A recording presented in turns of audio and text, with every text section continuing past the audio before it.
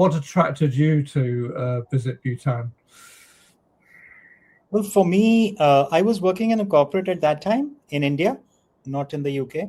So just to go back a few seconds, when I was with British Telecom, I was in Europe. And that helped me travel across Europe quite a bit because local domestic travel is very cheap within the continent. Now, when I went to Bhutan, I was working in India, and getting leaves was again a luxury. So I just had a leave of 14 days, which I kind of fought for with my manager. And I wanted to go outside of India. That was my first goal. Wherever, it doesn't matter where it is, I wanted to go outside of India. So, and then I figured out that Indians can drive their own vehicle into Bhutan. We don't need any visa. We don't need to pay that daily fees of $250 that other foreigners have to pay to enter Bhutan. So it became quite attractive to me. Again, it's like a mysterious place. It's not like the whole world is traveling to Bhutan.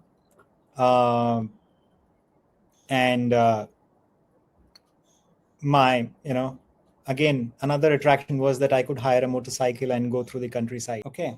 So the house of cards fell down, and I went into a hospital for a simple surgery of gallbladder, which turned out to be a fiasco, that I had to stay at home and rest and kind of recover for almost 8 months.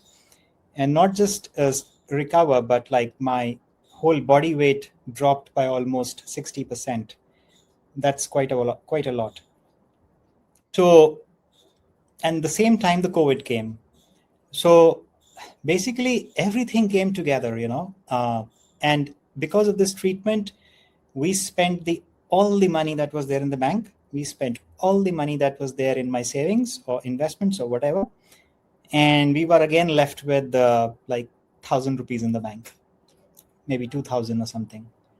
And then last resort was that we had to raise a crowd fund online. And I wasn't expecting anybody would come to help me out because, a general feeling is that why would anybody come to help a random person? But what really, left me astonished was that people from all across India and all across the world who knew me actually came out and said that, Gaurav, what do you need? So basically, I start by identifying a skill. Let's say I see that a particular community has a weaving skill, and that's unique to that community. So that's where we start building from. So we don't need to teach them weaving. That's what they are already good at. What we need to do is we need to productize it. We need to create a product around that, which is a tourism product.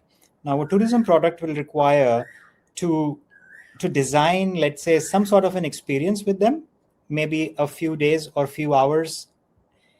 Then deciding what the tourist will eat, where they will stay, whether that stay is decent enough, whether it has the proper arrangements for hot water, hygiene, proper accessibility to the place. That all come as a part of productization.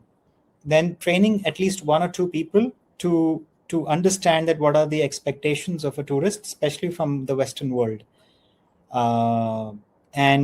Once we have this ecosystem ready, we are ready to plug that into an itinerary. So I would not just randomly go at traveling around and talking to people. I would first identify what they are good at. Similarly, let's say weaving is one. Second, if I see that another community is doing really good work into making masks, Mm-hmm. and so I will first read about what's special regarding those masks.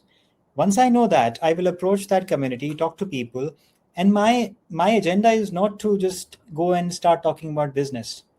My agenda is to first form a personal relationship with them. If they trust me as a human being, they will be ready to move on to a level of business.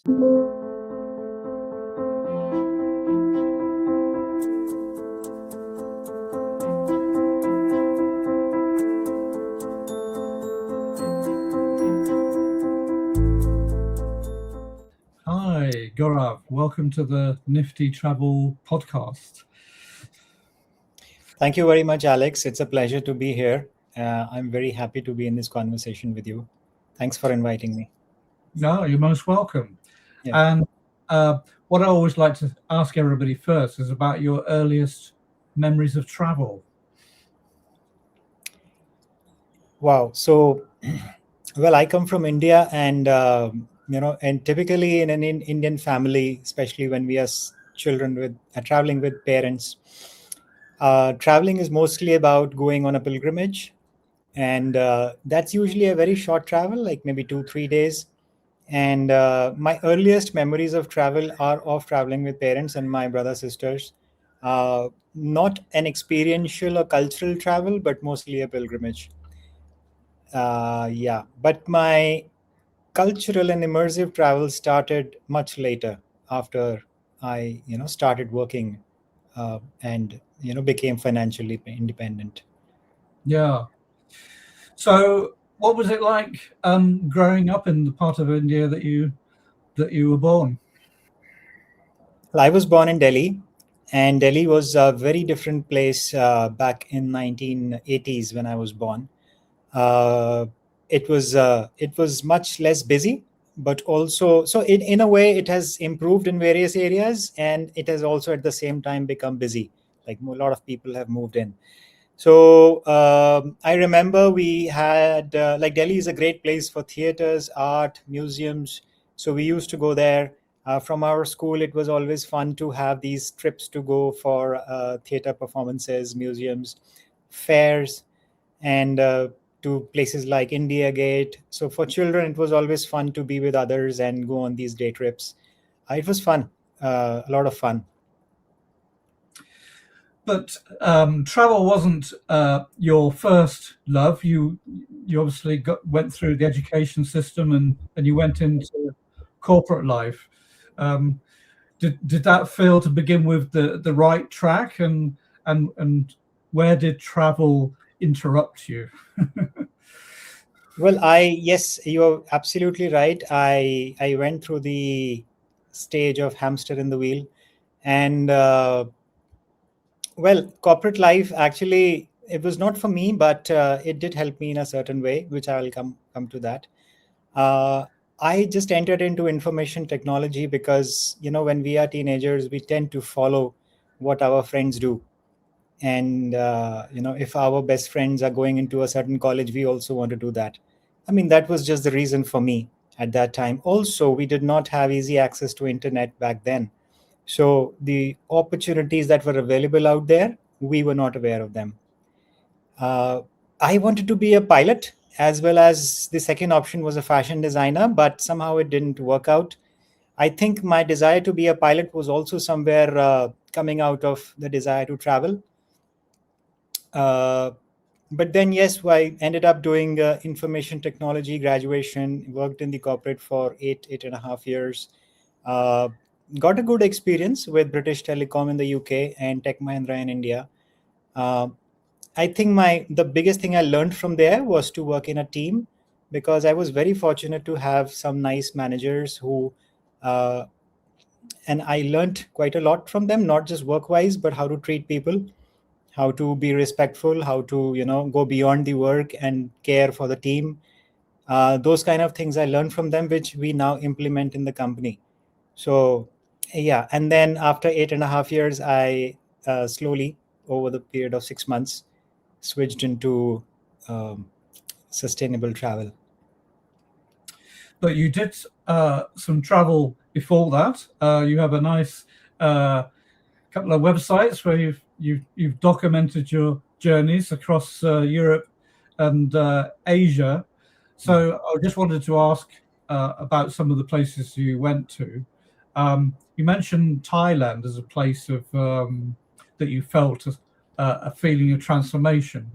So could you talk us through what you were expecting and what took you by surprise?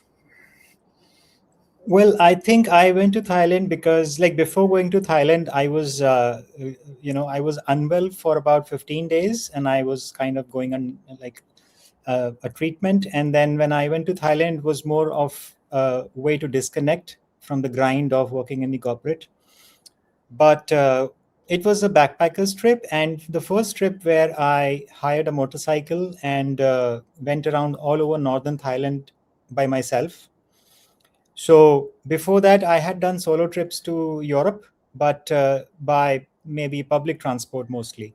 This was the first time I had a vehicle and I drove myself. And I got lost. I got, there were events when I got lost. They don't speak English in the countryside of Thailand.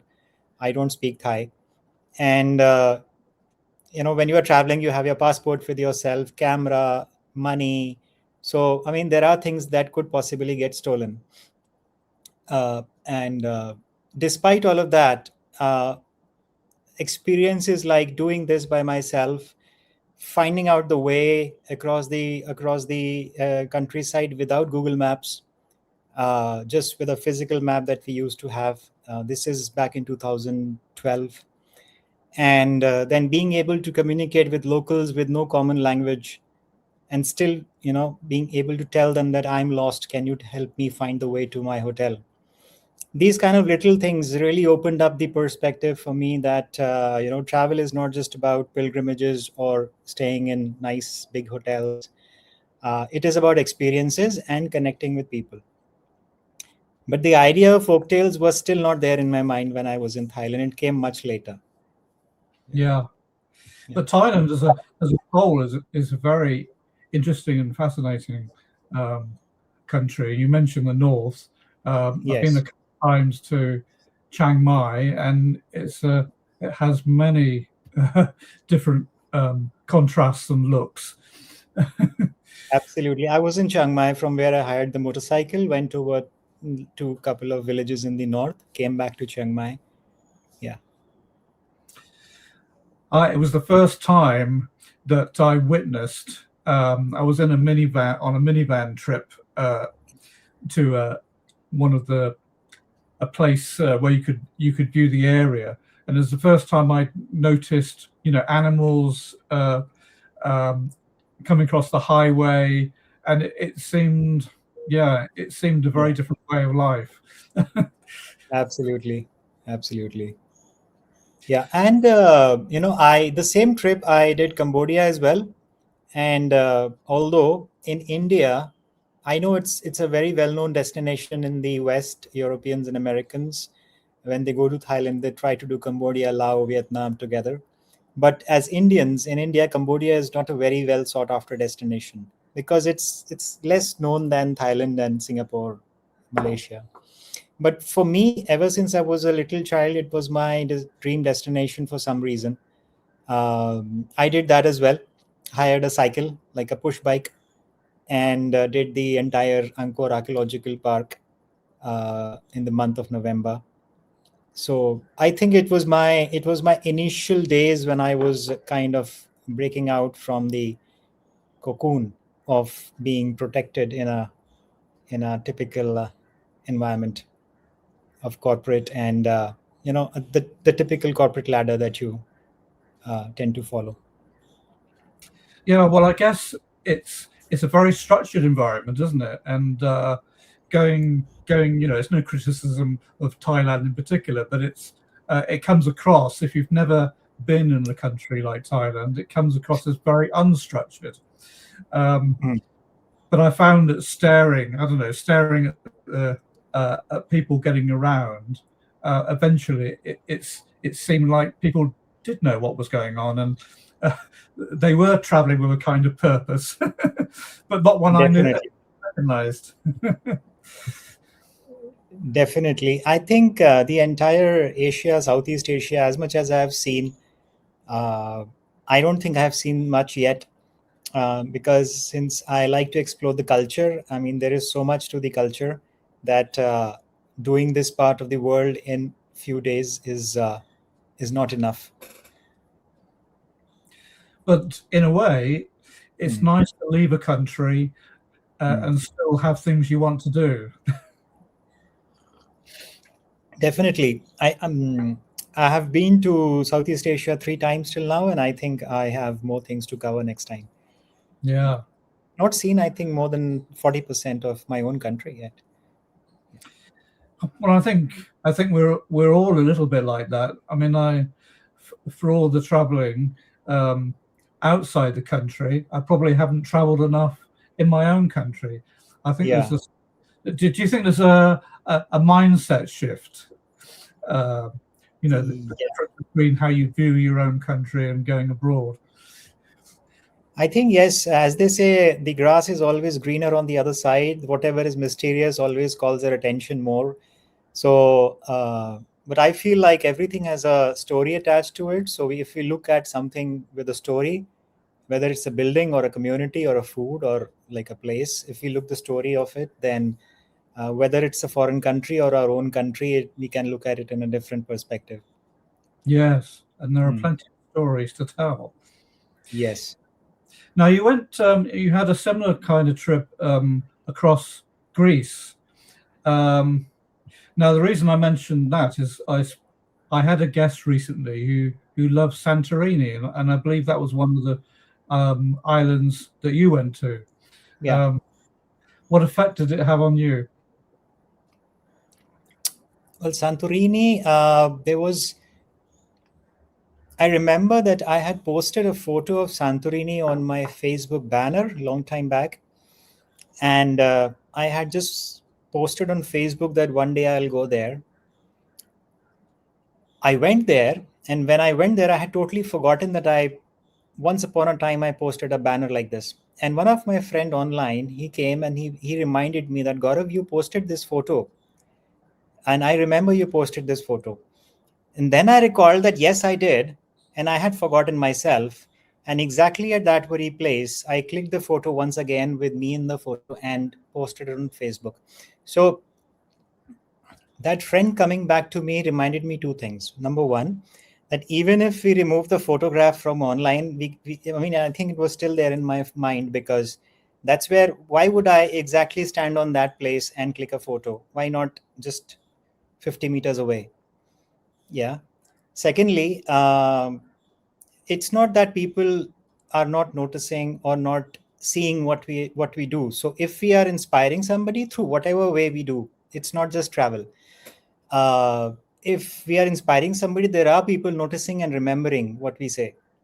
And that guy, he came back after 5 years and messaged me this, which really made me feel like, oh my God, like people are not just busy in their own lives, they remember what we say.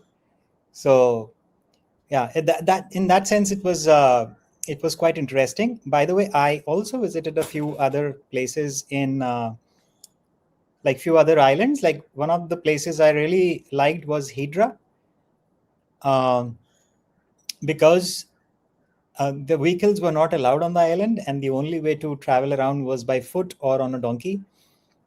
And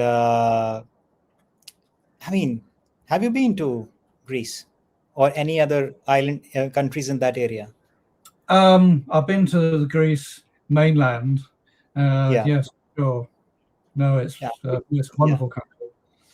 So what I want to refer is that when you have music in the air, you have the fragrance of wine all around, and you have somebody baking or making those pork rolls. I forgot, heroes, and all this combined together makes a unique experience, of course, that you wouldn't find anywhere else. Even if I go to a Greek restaurant in New Delhi, I wouldn't get that experience of music plus fragrance plus wine plus cheese plus the people plus you know the sound of people talking in Greek. All of that combined together creates a very unique experience, which is for every country, I suppose. Yes, and you mentioning that it was Hydra was only a place that was accessible by foot reminds me of a few places around Europe that are like that. Yeah. It almost feels like you're stepping back in time. Does it Yeah, feel like for you? definitely. I still have some photos from like all the photos of that trip, and Hydra was absolutely different. Like if I were to, let's say, hire a place and stay 1 month in Hydra and then go to a big city again, I would take time to settle down, because going from absolute silence to the noise of the traffic would not be easy. But I wonder, the people who stay there, I think they are quite fortunate in many ways. I'm not sure about how many work opportunities they have, but in the quality of life, they are quite fortunate. Yeah. Well, it's certainly it can be a lot less complicated, can't it? Yes, a lot less complicated. Yeah. And I think if you go to visit it, as you say, you're forced by the very nature of it to slow down. And I remember had a few experiences where you go from a busy metropolis to very quiet places, and it's a strange feeling, isn't it? You're almost looking behind you, thinking, "Oh, shouldn't I be watching the street in case something very fast comes towards me?" And you think, "Oh, I'm on my own." So. Look at the mobile phone. I don't think, I would want to look at my mobile phone there. I would just keep it aside and maybe look at it once or twice a day. Yes. No, it's they can be very calming places. So talking about another contrast, you've been to Switzerland and you described it as poetic. What was it about Switzerland that made you think that way? Well, as I said, I have a very high sense of perception of anything. Like even if I'm in a conversation with a person or in a destination, so my sensory organs all kind of remain activated. So for Switzerland as well, the moment you say Switzerland, I remember the bells of those trams on the streets of Zurich. I remember the bells of the church. I remember the cheese, the wine, and I remember people talking in Italian in a few cities and German in a few other cities. And I remember very well manicured these grasslands, the sound of the bell that hangs in the neck of those cows. So when I am in such places, you would find me talking less to people and just sitting by myself and observing all these things. If there are a few friends with me as well and they are making noise, they would be sitting somewhere else and I would be away from them, just observing things and soaking it up. And I think that's my way of travel. And yes, I think that's the reason why I would have defined it as poetic at that point of time. But I really feel that poetry can be at any place, whether we are in India in certain part or Switzerland, depending upon how we experience that place.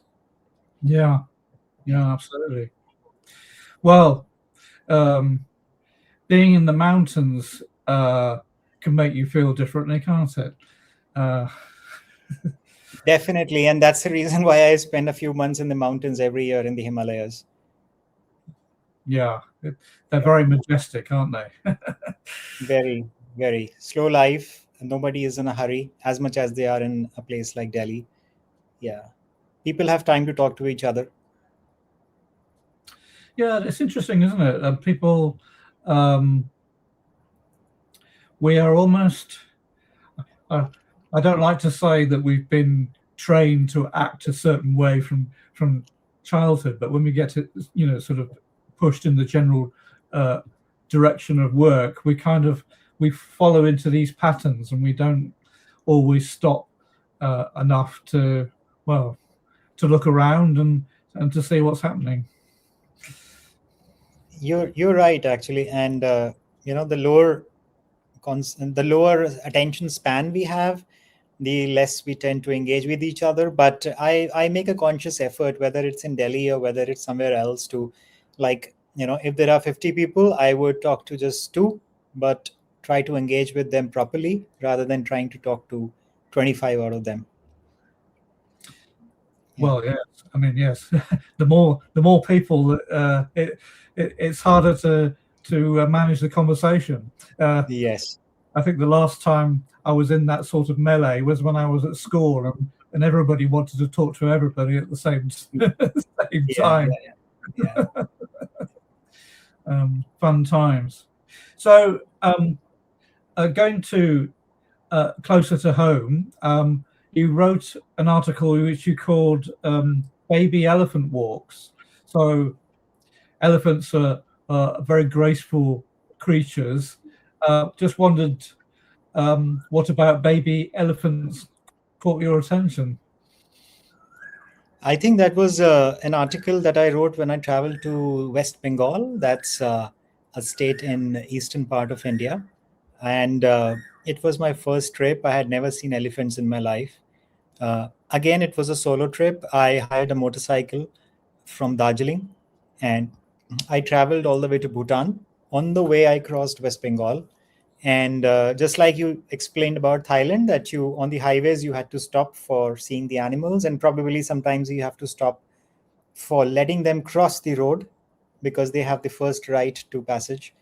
Uh, Similarly, in that part of India, we have tigers and elephants, who are the major dominant species in the forest.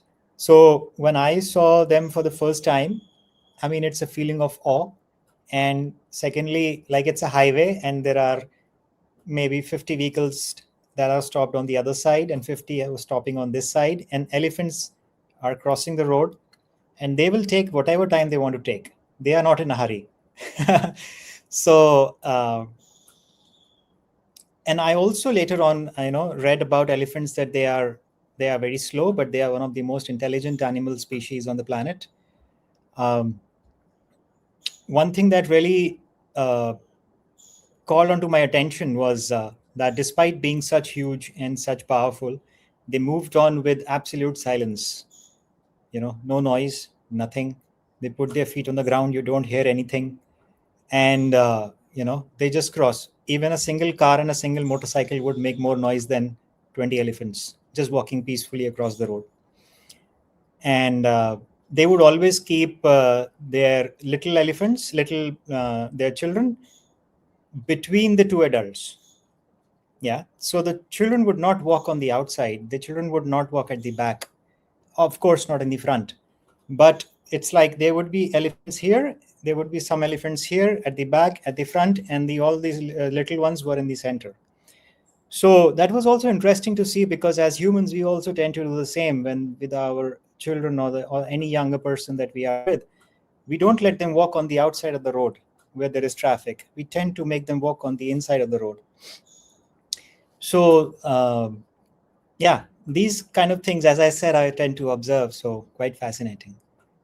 Yes, and you're right about how the elephants walk. They can be very dexterous, very precise where they place their feet. Yeah. But So, then you mess with them, and they will mess up your entire vehicle in a few seconds. So that's also another side. yes, well, they have the authority and Yeah. the weight.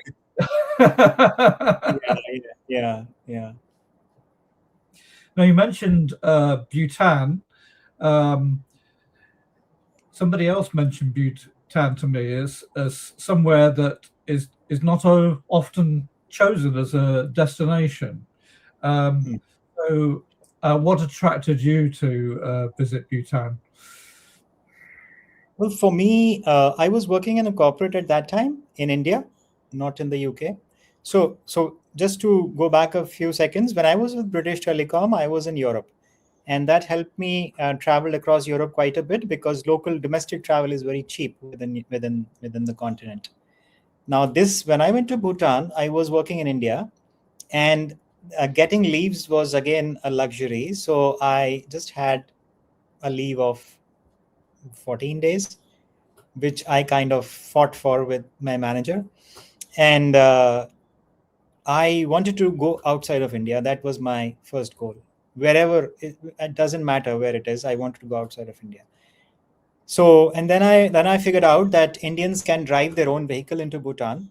We don't need any visa. We don't need to pay that daily fees of $250 that other foreigners have to pay to enter Bhutan.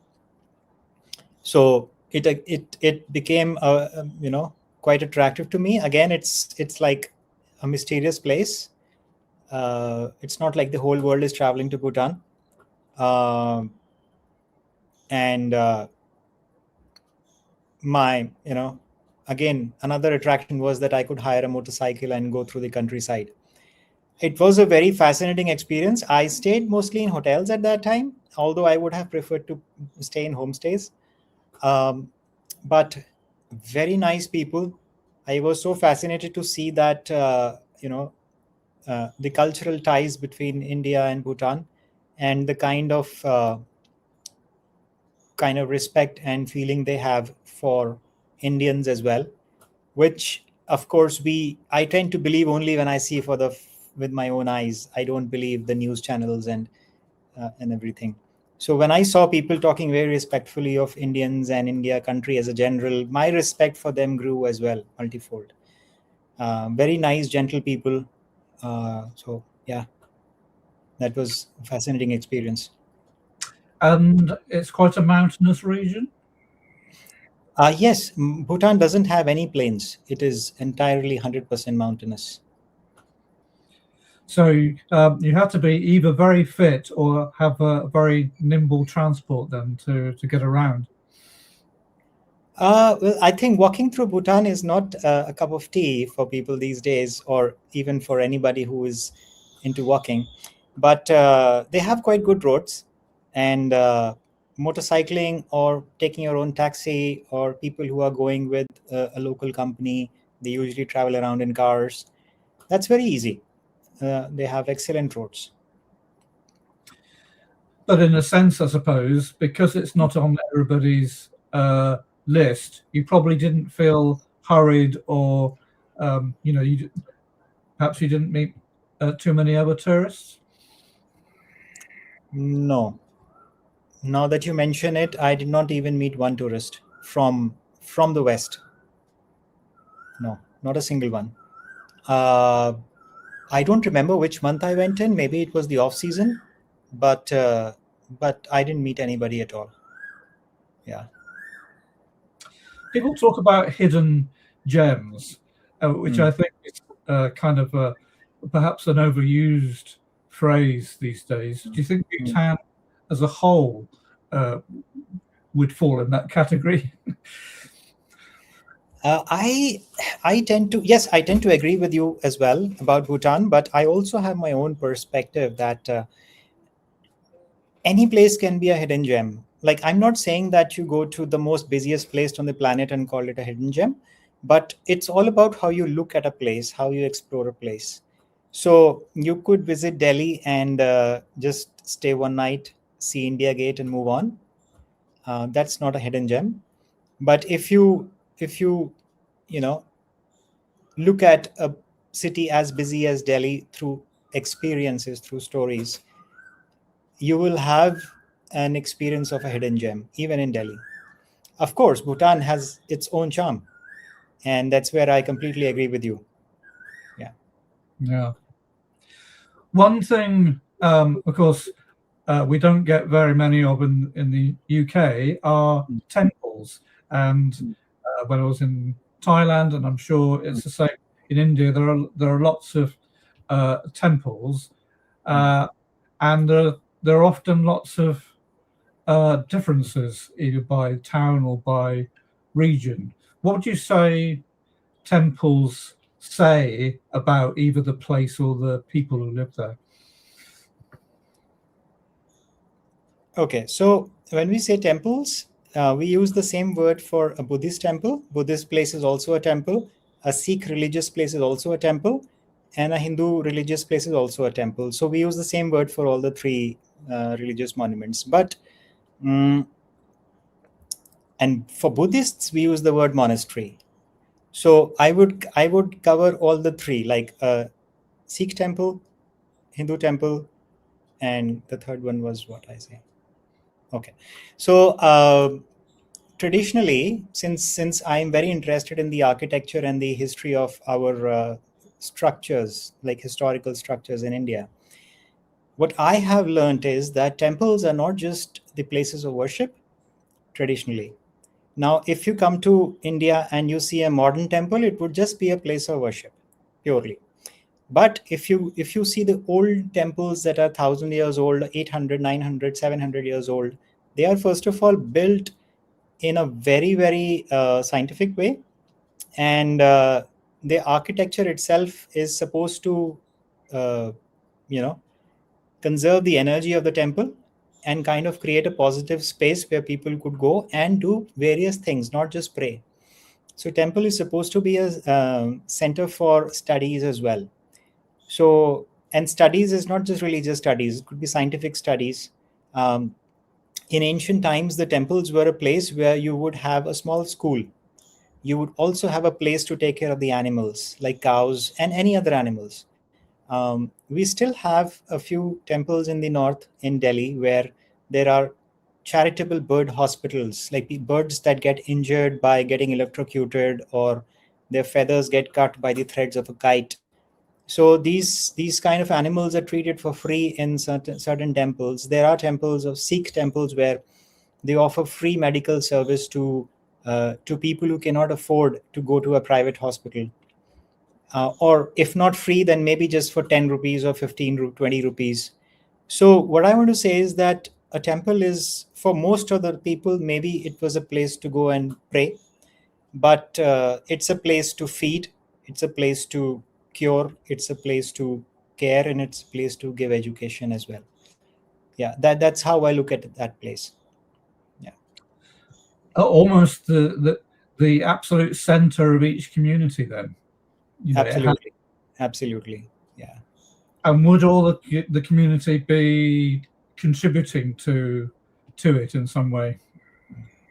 There are a few places like which run on 100% donation, and donation doesn't always come in the form of cash. You could, if I'm like a businessman and I want to do some donation, I could offer food, like not cooked food, maybe rice, flour, vegetables, and they would be cooked by the temple staff to serve to the people over there.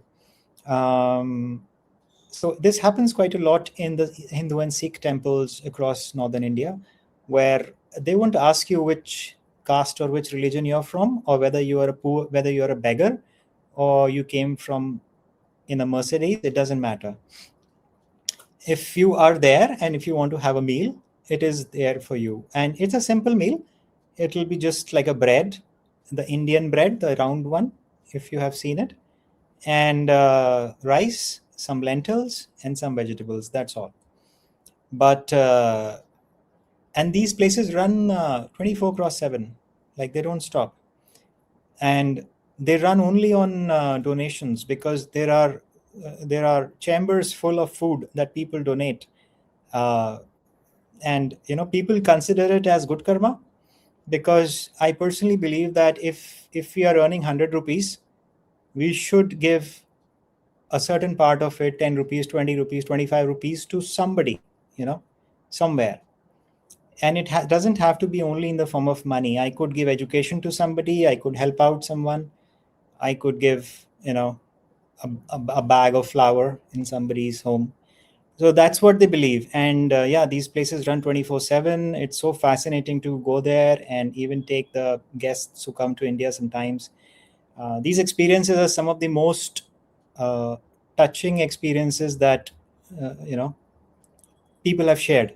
I mean, they were one of the most touching experiences for them. Yeah, real places of meaning then. Absolutely. Now, let's talk about the moment that corporate life, you decided that enough was enough. What was the moment? I believe it was around 2013. You mentioned going to a village in Rajasthan, I believe. What was it about that experience that made you feel I should do something different? Yeah, so I was actually trying quite a few things. And before I say that, I want to be very clear that I do not want to judge anybody who is working in a corporate, because everybody has a different responsibility.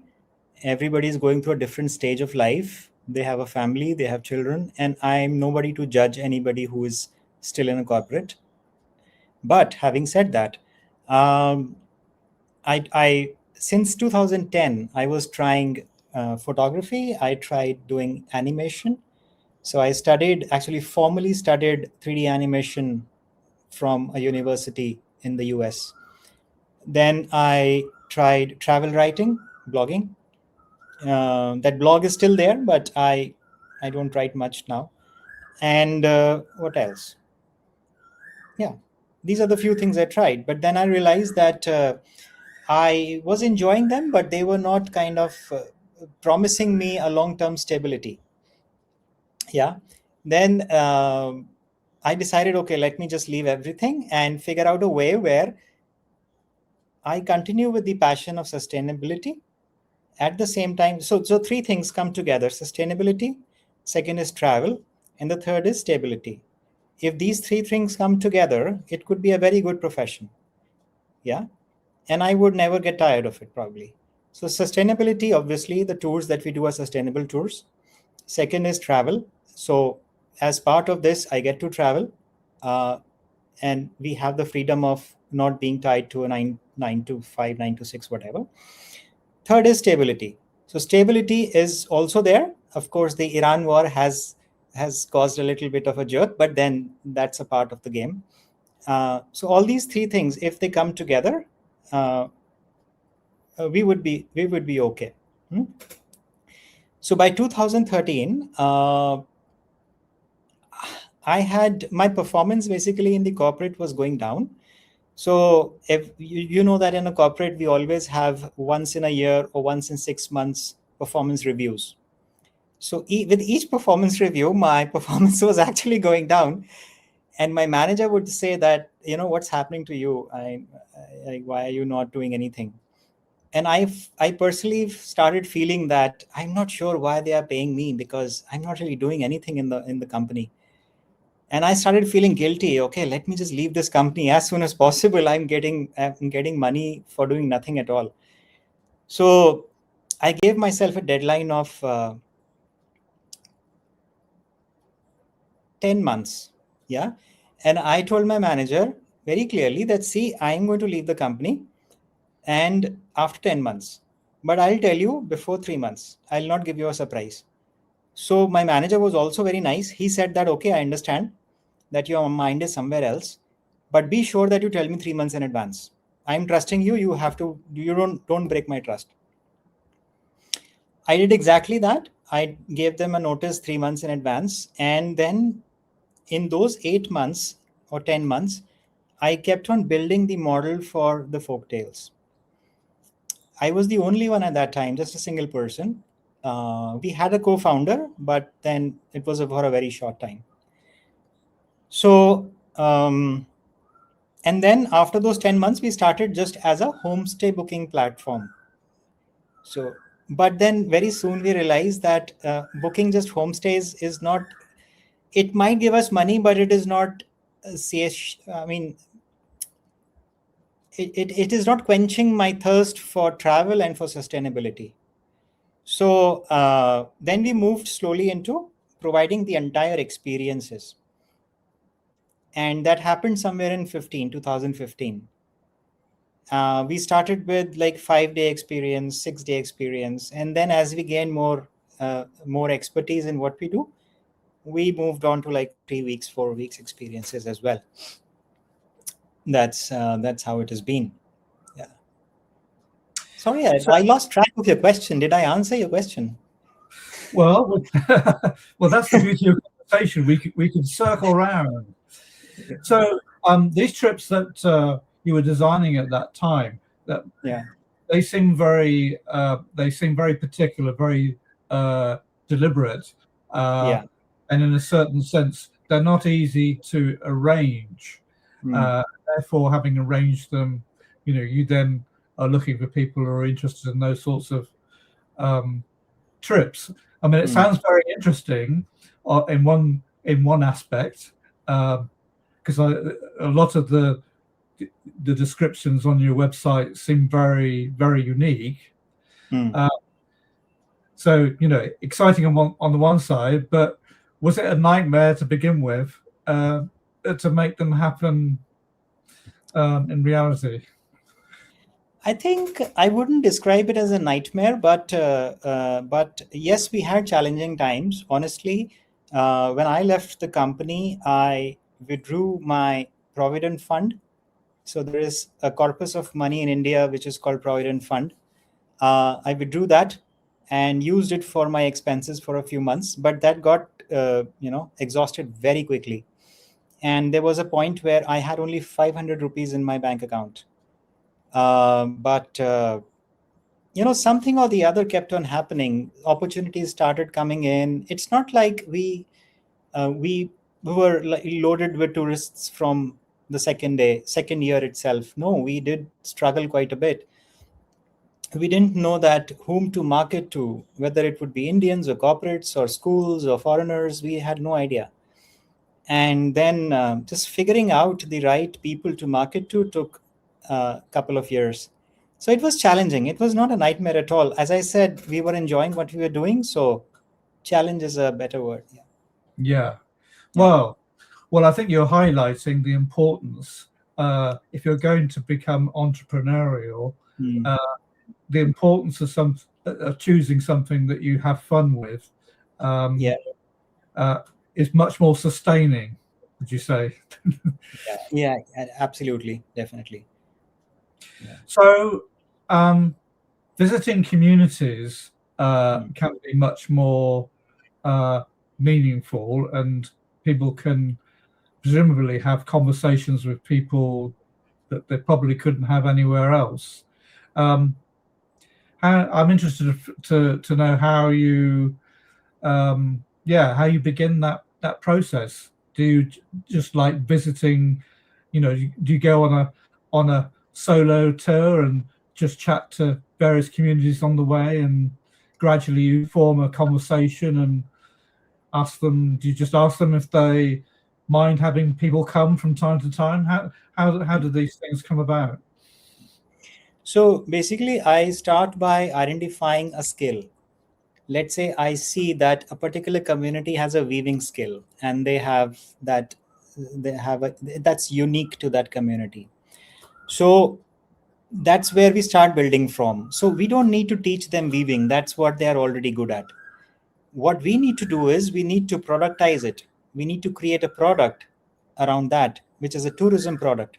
Now, a tourism product will require to design, let's say, some sort of an experience with them, maybe a few days or few hours, then deciding what the tourist will eat, where they will stay, whether that stay is decent enough, whether it has the proper arrangements for hot water, hygiene, proper accessibility to the place. That all come as a part of productization. Then training at least one or two people to understand that what are the expectations of a tourist, especially from the Western world. And once we have this ecosystem ready, we are ready to plug that into an itinerary. So I would not just randomly go at traveling around and talking to people. I would first identify what they are good at. Similarly, let's say weaving is one. Second, if I see that another community is doing really good work into making masks, and so I will first read about what's special regarding those masks. Once I know that, I will approach that community, talk to people, and my agenda is not to just go and start talking about business. My agenda is to first form a personal relationship with them. If they trust me as a human being, they will be ready to move on to a level of business. Yeah. Now, I don't need to build a guest house or a hotel there. There will be places all around somewhere, I need to just productize, create a product out of everything. And that product is something that only comes from experience. Yeah. Experience of the community as well experience of knowing the expectations of a foreign traveler. It's like putting together a mosaic or a jigsaw puzzle. Yes, yes. And then it doesn't happen right in first shot. Like if we are sending a few people and we are executing an experience, we do tend to make mistakes sometimes. Locals are also not perfect. So in the next iteration, what comes is improvisation. Like we look at what went wrong, and then we again try to iron out those rough ends. Yes, as you say, it's a learning experience for all the participants, isn't it? Absolutely, absolutely. The good thing is that right from the starting, we tell the people, we tell the tourists as well, as in we have an orientation call after the booking, and we give them an entire picture of what to expect, from climate to people to food to the kind of logistics. So it's not like we are promising them something and giving something else. We are telling them exactly what we would expect over there. And even if it's in a village, we tell them that, okay, you're going in a village, you wouldn't expect 5-star facilities, but you would expect probably 3-star facilities, and along with that, an immersive weaving experience with a group of women. So they know exactly what they would see, and this brings down any sort of conflict in the expectations. Yeah. Do you think the potential for stories in that situation is what as you just said, it's not a 5-star accommodation experience, but the fact that they can perhaps start a conversation or ask why someone likes weaving, or what are you making today?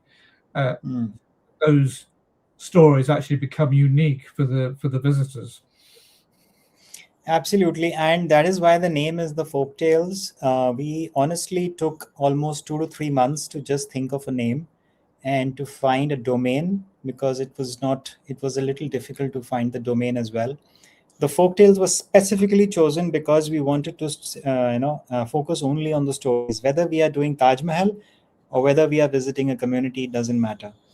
So if a tourist is visiting, let's say, a wildlife conservation community, yeah, so the experience, I'll tell you how two experiences would be. One experience would be to visit a group of community that is custodian of camels. And what you would do is you would just click photos with the camels, take a camel ride, maybe drink tea, and come back. That is not an immersive experience. That is just, you go, you pay, and it's a pure transaction. The other is that when you go there, you have a facilitator who, first of all, facilitates the interaction because there is a language barrier. Secondly, you are not focused on clicking photographs only. I mean, photographs are a part of it, but that's not the main thing. The main thing is conversation. The main thing is knowing that what are the challenges of that community, what is the history of that community. If they are nomads, then where do they live in the winters, summers? How do they migrate? What is their cuisine like? Maybe trying the local tea, and they are also dressed up in their traditional clothes. Maybe figuring out, asking them, what does the turban mean? Why it is red, and why the turban of another person is white? Why are they wearing like a long shirt? So these kind of conversations are something that requires somebody to be a facilitator, and that facilitator has a very important role, because unless that facilitator is passionate about, number one, tourism, and number two, about his own community, he or she will not be able to do justice to this experience. So just like that. And the stories, honestly, we don't have a script of any story. The stories flow automatically. We just know how to initiate them. If we just make a script of everything, then it will be just become a scripted trip. Yeah, well, that's almost like a carbon copy, isn't it? Copy and paste. Yes. And anybody who tells that story, Hmm. usually tell if they've done that 1,000 times. They're almost Yes. saying without emotion. Yes. And I would guess in this situation, emotion is much more important, isn't it? Absolutely. I mean, 3 days back, I did a trip of 2 Italians in Delhi, and they said that the emotion with which you guys do the tour, actually, you don't need to say it because it shows up on your face. And that was the first time somebody said that. So, yeah. Well, that's praise indeed, because all Italians I know are quite emotional, and Yeah, they use their hands quite a bit. Yeah. Additionally, when like every tourist is not the same. If it's a couple, they might have different questions. If it is two women, they might have different questions. Some people might want to know about the education system of that area. Some people might want to know about the children, whether they are getting education, whether they are how the food system is like. Some people might be artists and they would be interested in the art side of the same community. So that's how every conversation becomes different. yeah, that's fascinating, isn't it? Because I think you're highlighting how much depth there is, Yeah, not just to a community, but to life as a whole. absolutely. You briefly mentioned that you used to write a blog. I was very curious about the title. You called it a one-way ticket. So I have to ask, where was it that you went? Well, the one-way ticket that you see is something that we recently started as the corporate blog on the company website. The blog that I mentioned a few minutes ago was my personal blog, that is still there, and it was called the Spunky Traveler. So I have not had the opportunity to write on it for a long time, but there are still like over 100 articles over there, and all personal travel experiences. And those experiences are not about logistics. They are about the people and my personal experiences of being in those destinations, including Bhutan, Thailand, and Cambodia. Yeah. So the one-way ticket thing is something that we are still building.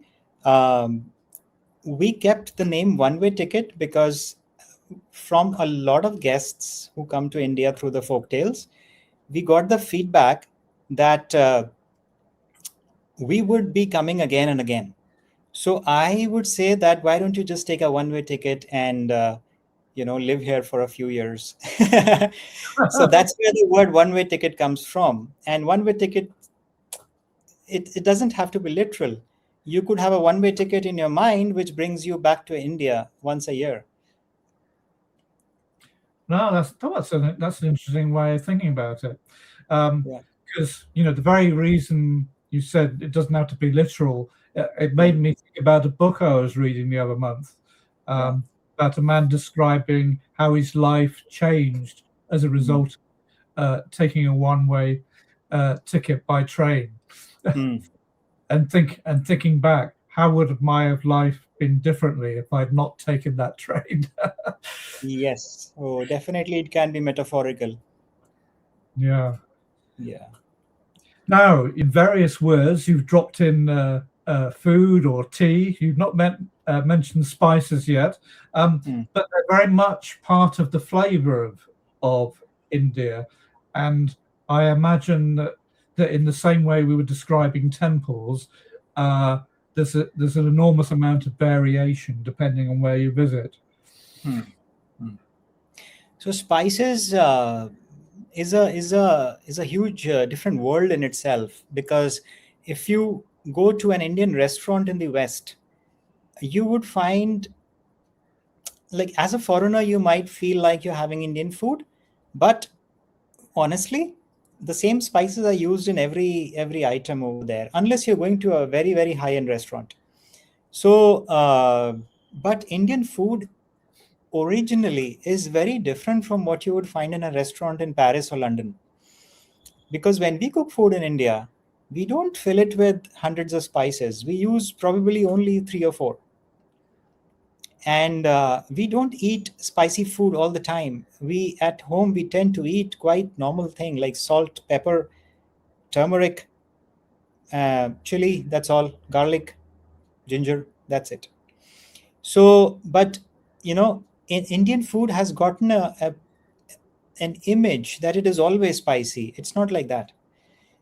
Additionally, the spices that you will find in the Western India, which is Rajasthan or Delhi, is very different from the spices that people use in the Himalayas or the Northeast or the South of India. If you go to the South of India, they would not use probably things like turmeric, if I'm not wrong. Turmeric is not even used that much in the Himalayas, the extreme Himalayas of Ladakh.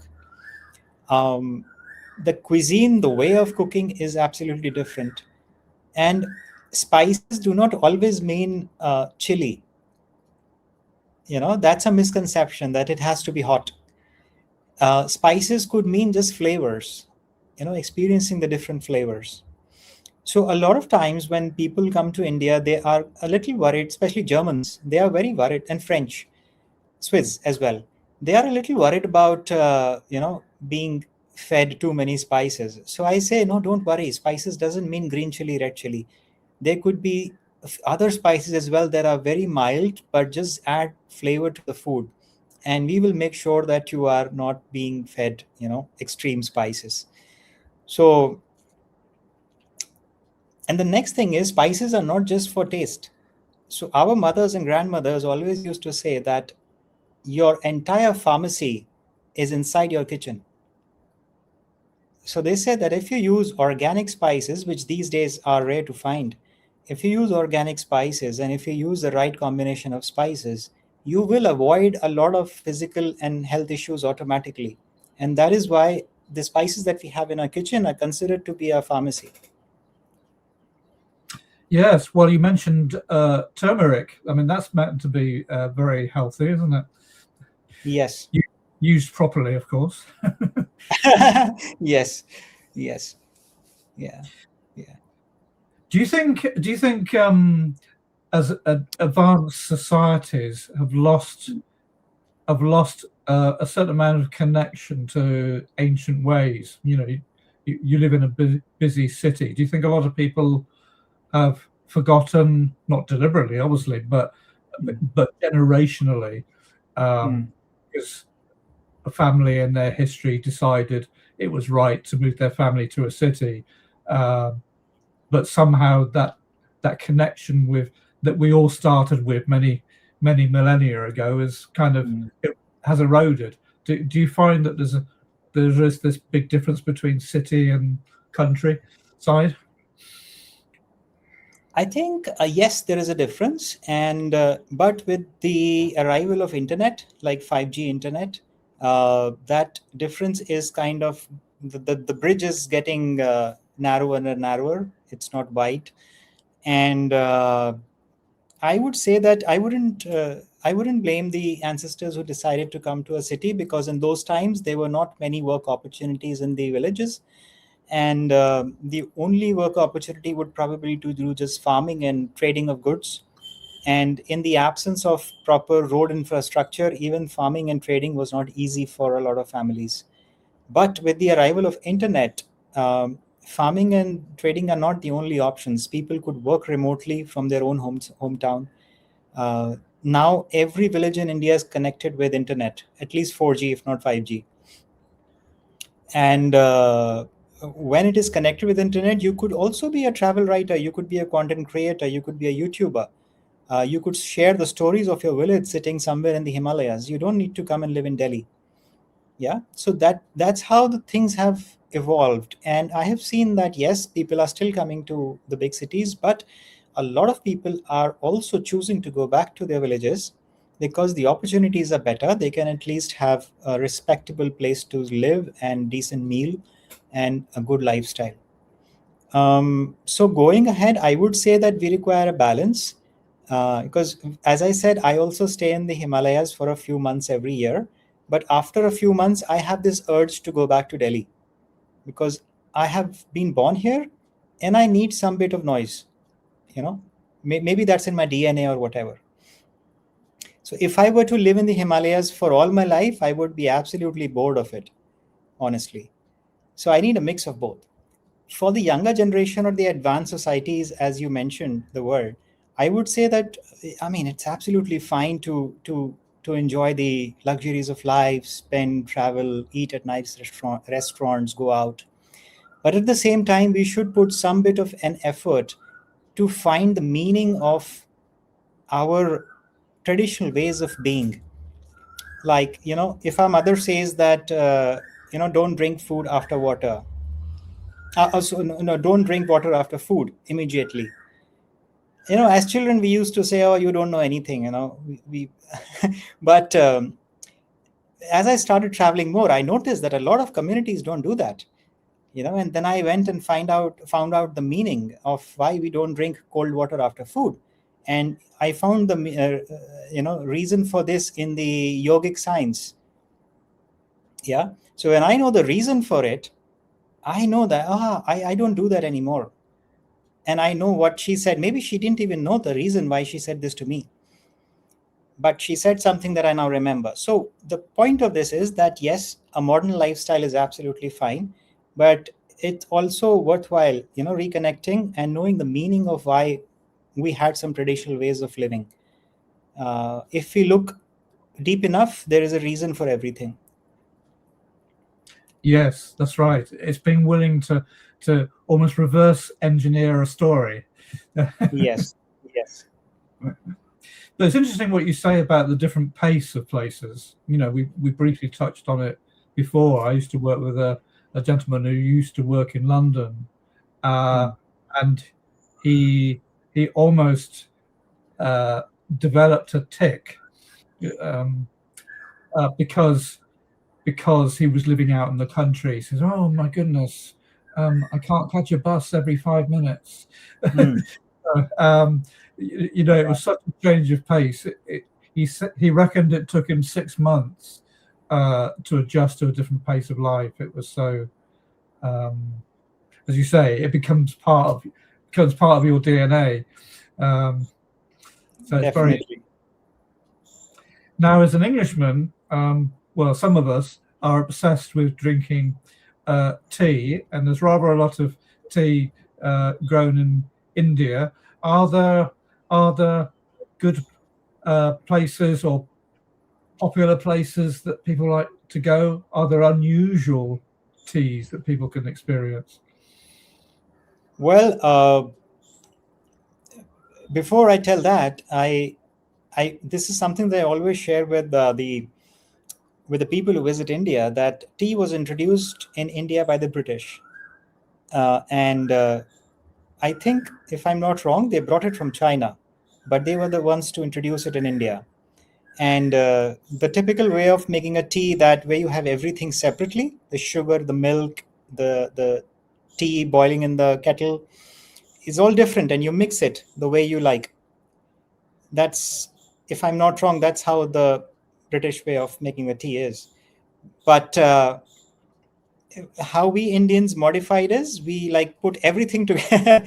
We put everything together in a kettle, and we bring it to a boil, and that becomes a chai. Okay, so that has a different flavor of it, because like the sugar and the jaggery or whatever we use cooks along with the tea leaves and milk and everything. So everything cooks together. Tea is a very good conversation starter in the smaller cities of India, because there are places like Varanasi, Rishikesh, where if you are sitting on a tea stall and you're having tea by yourself, you could very, very easily start conversation with the next person without even knowing that guy. Then tea is also, I think it's a part of every home. At least they would have tea once in a day, if not more. Unique teas, we use spices in the tea as well. So at home, when we cook the tea, we sometimes use basil leaves. Like Indian basil is different from the basil that you use in Europe. Indian basil, ginger, black pepper, cloves, cardamom. Each of these things could be used separately in different kind of teas. And then there is something called a masala chai. The masala chai would have maybe 8 to 10 different types of spices all together crushed in a powder, and that's put in a tea for. I mean, it's one of my favorites. And if any foreigner comes to India, we usually recommend that because it kind of gives all the flavors together. Also, it's good for health because it has those medicinal spices inside. If you go to the eastern part of India, northeast, you have something called the Darjeeling and Assam tea. Now, in Darjeeling, typical Darjeeling and Assam tea, you don't put the milk. You just boil the tea leaves along with water, and that's it. And if you need, you put some sugar. I don't use sugar myself. So, and that has a very subtle flavor to it. It's like golden in color, very subtle flavor. You need to just have the tea by itself. If you eat something with the tea, then that other thing will overpower the flavor of the tea. So I try to just drink the tea by itself, no biscuits, nothing along with it. And the best of the Darjeeling and Assam teas are actually exported to Europe and America. The second best is what we get in India. If you go to places like Bengal and the entire coast of Bay of Bengal, all those states drink something called the red tea. And in their local language, they call it lal cha. Lal means red and cha means chai. So red tea. They just boil the tea leaves with water and no milk, nothing. And that's what they would probably put some masala, some spices, and lemon. I love that as well because whenever we go in trains, they always come in the train selling those lemon masala black tea. Amazing. I would highly recommend if somebody is traveling in a train to try that out. If you go to the Himalayas, which is the Ladakh, they are mostly of Tibetan descent, Buddhists, and they go for the butter tea. So I don't like it at all. It's absolutely horrific, but it has milk and it has loads of butter. So you have a thick layer of butter over here once you drink the tea. I tried it once. I would never try it again. But if somebody's adventurous enough, they could do that. Wow, it sounds very powerful. Almost like it's not really liquid. Is it somewhere between liquid and the solid then? Well, if it is made properly, it is liquid. But you have, how does, if you put oil over water, the oil doesn't mix in water. It kind of floats over water. So if you drink this tea, you will see butter floating over the water and milk. And that feels quite weird, to me personally. But it's part of their culture. And, if you're going as a tourist, why not try once? Yeah, absolutely. Now, of course, one of the joys, although it never feels that way at the time of running a business, is that you are faced with different questions, probably on a daily basis, and some challenges are bigger than others. Now, for the world, we had to face a thing called COVID, but leading up to that, you mentioned in a conversation before we came on today about you had to deal with multiple challenges, and as a result of that, it totally changed the way you looked at your business. So can you tell us a bit about it? Yeah. So that particular experience, which I will share with you in a few seconds, that not only changed my perspective towards business, but it changed my entire perspective towards looking at life's challenges. It changed my perspective of whether or not to indulge in any conflicts. What is the point where you should indulge in something, and what is the point where you should withdraw from it and kind of say, okay, I'm not interested. So all these things are, little keys of life that help us remain centered, help us remain calm, and kind of not be swayed away when there are winds of challenge.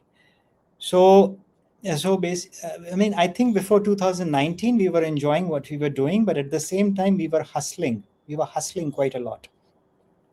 And when I say hustle, it means that I believe that one should follow their passion, but should not lose their peace of mind following their passion. Peace of mind comes first. So I was working like 16, 17 hours a day. Also involved in a few other projects for which I had to drive around in the Himalayas for a few hours. I was probably not focused too much on having healthy food. I was eating like whatever came across. And at the same time, I was trying to achieve stability like faster than what probably the universe wanted for me. Okay. So in India, we say that there is a time for everything. And I think it's there in the Western world as well. There is a time for everything. So you get something only when you're ready for it. And when the time is right, that opportunity or that thing will come in your life. Okay. If you try to push or force beyond that, it will burn you out. So being in that hustle, I didn't realize that, okay, I looked healthy from outside, but from inside, I probably did not have peace of mind. My health was going down. Just looking healthy outside doesn't mean you're healthy inside. Okay. So, and at the same time, it felt like a constant struggle and not being able to get the results that we wanted. So it was not like we were not getting the results. We wanted it quick. We wanted it fast. Now in 2019, it was like the entire mountain that we had built on House of Cards fell down. Okay. So the House of Cards fell down, and I went into a hospital for a simple surgery of gallbladder, which turned out to be a fiasco. That I had to stay at home and rest and kind of recover for almost 8 months. And not just recover, but like my whole body weight dropped by almost 60%. That's quite a lot. So, and the same time, the COVID came. So basically, everything came together, and because of this treatment, we spent all the money that was there in the bank. We spent all the money that was there in my savings or investments or whatever. And we were again left with like 1,000 rupees in the bank, maybe 2,000 or something. And then last resort was that we had to raise a crowd fund online. And I wasn't expecting anybody would come to help me out, because, a general feeling is that why would anybody come to help a random person? But what really, left me astonished was that people from all across India and all across the world who knew me actually came out and said that, Gaurav, what do you need? Please tell us. So my ex-clients in the company, see, I'm running a business. How many times have you heard that a client of a company goes to the owner of a company and says that, okay, you are in a problem. Can I do something for you? It is not common. But those my ex-clients, when they read about it on Facebook, they contacted me and they said that, I know that you have gone through a lot and I really value what you did for us. Can we do something for you? And at that point, I realized that when you plant seeds of kindness in your work all throughout, you might not feel that they will come back to you, but they will come back in certain way at certain point of time. And, bloggers, photographers, people started sharing my crowdfund on their Facebook. And then when they started sharing, even the unknown people started contacting me on phone, and they said that, okay, we would like to help you out in recovering from this problem. So my perspective of kindness completely changed, because the reason I was hustling before 2018 was that I felt like I was the only one had to do everything on my own. Yeah. When you know that there is a universe that will take care of you, you don't hustle, you kind of flow with it. Yeah. So that is one perspective that changed for me in 2019. I reconnected with so many people, and I still owe them in some way or the other, which whenever we get a chance, I will give back to them in whatever way. That's one. Second thing is, I also realized that hustling for something, or maybe kind of losing your peace of mind and health over something, doesn't mean that you will not lose it. You can lose everything in a few months, sometimes in a few days as well. So whatever we built came back to zero in 2019, and 2019 onwards, then we again started working on it, but with a very different mindset. The third thing was that we realized that the way we were working in the company was not very professional, because we were totally relying on analog systems and processes. Like, we were using documents and Excel sheets and everything. But the world is moving towards AI. The world is moving towards cloud. The world is moving towards online systems and processes. And if we continue to just stick to Excel sheets, I think no matter how good we are at work, we will be pushed out of the business. So in those 12 to 14 months of being at home, whatever money I had, I kind of invested in restructuring the entire company. There was no business at all, zero business. Nobody was coming to India. But we restructured the website. We made it user-friendly. We made it very, very presentable. We took everything online from offline. We made everything digital, cloud. And as a result, we were able to offer the same service or even better service to people without losing our own peace of mind and our energy. So now we are able to do a lot more, a better quality, and still be at peace and enjoy what we are doing. So I think if you lose like your health, your money, your time, one would tend to complain about it and say that I lost everything, God has been unkind to me. But on the contrary, I'm very thankful for those 2.5 years, because if I hadn't gone through that experience, I would have still continued to hustle probably, if there was no COVID or that hospitalization. And if I were still continuing to hustle, I don't think there was a future in that kind of a life. Also, my family, which is my brother, sisters, my nephews, everybody, they played a very, very important role, because I was lying on a bed, like I couldn't even get up. Somebody had to lift me from the bed. That's how I was at that time, like hardly 45 kgs. So there needs to be somebody to take care, and they have played a very, very important role for me to come back, bounce back. So not only the family, but the friends, the colleagues, the ex-clients, the current clients, everybody came forward to raise. So I truly believe that it takes a village to do whatever you want to do.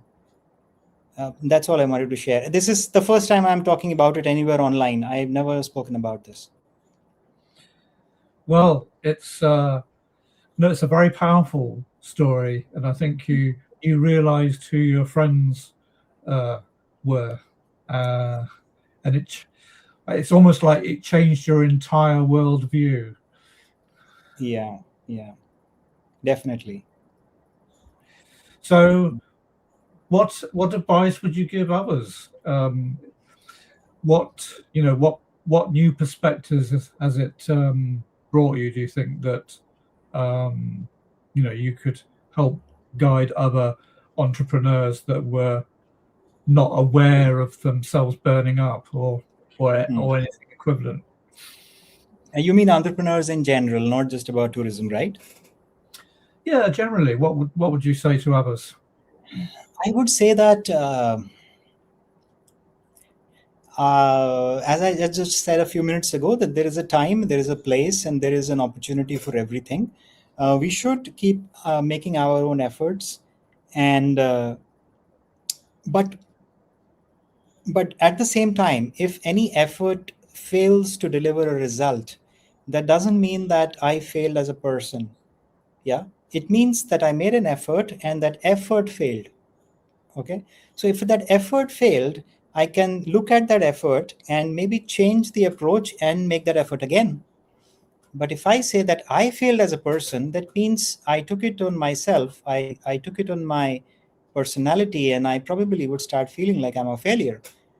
But if I put the onus of failure on not on myself, but on that effort, it gives me an opportunity to keep making an effort in that direction. That's all I would say. I mean, there are various other things, but this is one of the most important that I have come to realize. Yeah, there are some things that only seem to come from personal experience, aren't they? Yes. Sometimes you hear people saying quite liberally, "Oh, you must fail your way to success," but they don't Yeah. necessarily know what it means. No, it doesn't. No. So it's it's a very powerful thing. Now, I guess I wanted to sort of circle to a conclusion by really getting your feeling on where do you think this kind of intentional travel, where do you think it can go? And hopefully, world events will calm down a little, and travel will become a bit more accessible and more sensible again.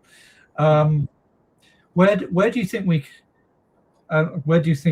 the wider world, but where do you think you can take your business in the future? I think with the advancement in technology, AI, and the accessibility of everything in a mobile phone, only those will stand out that have passion combined with a skill. Okay, anybody who is probably just doing the same thing again and again and not putting any improvisation or any improvement in it will go out. And that's the reality. I'm not being judgmental about anything. That's just the reality. So in terms of the people who want to travel, I think there will continue to be both sides.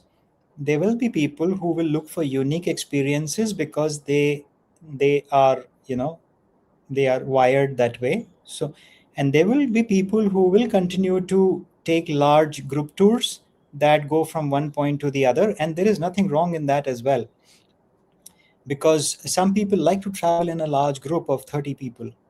And let's say somebody is coming from South America, which is very far away, just on the other side of the planet. Maybe coming to India just once is a once in a lifetime experience. They can't come again and again. So they would, if they're coming to India, they would want to do as much as possible in a few days, and I don't blame them for that.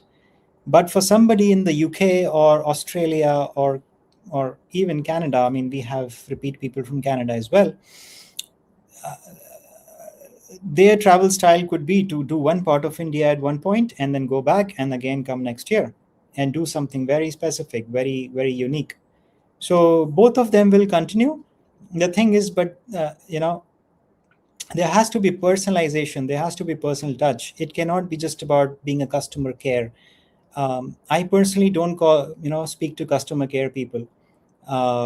If I speak to somebody on phone and they are just reading a script, I'm not interested. So if there is a personal touch, if somebody is willing to take care of me as a human being rather than a statistic, I will be interested. And I think that will be the future in travel as well. Travel is an emotional decision. It's not an intellectual decision. So when you make an emotional decision, you want to be cared for, you want to be given the best advice. You don't want to feel like an object of earning money and being thrown away. Yeah. So I think that's where the key of tourism is. I mean, that's what every salesperson or every company should look for when they talk to their clients. Yes. Well, we're actually quite emotional, aren't we, really, about many things. And travel, mostly people travel because they want to learn something, for work, to relax. There's just so many reasons, and therefore so many emotions associated with them. Yeah. So yeah, definitely. As I said, travel is an emotional decision. So when somebody decides to travel somewhere and book a holiday, it's an emotional decision. Yeah. So what aspect within the travel space would you like to see happen? Would I like to see happen? I would like to see that sustainability becomes the norm, not just an option. So sustainability is not just about environmental sustainability. According to the United Nations Sustainable Development Goals, sustainability is also economic and cultural. So a tourist, when he or she is traveling to a destination, they do not want to worry about, or they do not want to indulge in moral conversations about what's right and what's wrong. They want to enjoy. Yeah. The responsibility of bringing in sustainability is on the tour operator or the company that is designing the experience. So just to give a very small example, although it's very common, a lot of people do that, but let's say we replace the single-use plastic bottles with a reusable bottle on a trip. Yeah, very small thing. But a tourist does not have to worry about the morality behind it. A tourist will want to enjoy the trip. It is our responsibility to think about what needs to be done to incorporate sustainability into the experience itself. And there are various ways. This is just one example that I gave of the water bottle. Yeah, that's what I would like to see happening in tourism industry. Yes, and well, let's hope more and more operators and organizers feel the importance and the energy that moving that in that direction will bring. Absolutely. Well, it's been an absolute pleasure having a chat to you, Gaurav. I thank you for taking the time to come and chat to us. And well, we've covered a lot of subjects, and yeah, really appreciate you coming on. Likewise, Alex, I too appreciate you going through everything. I mean, I can see that you have seen the articles and some stories on the blog, and that tells me that you too are passionate about what you're doing, and I really respect that. I appreciate that. I would, and definitely we hope to stay in touch. Likewise, look forward to it. Thank you. Yeah, thank you.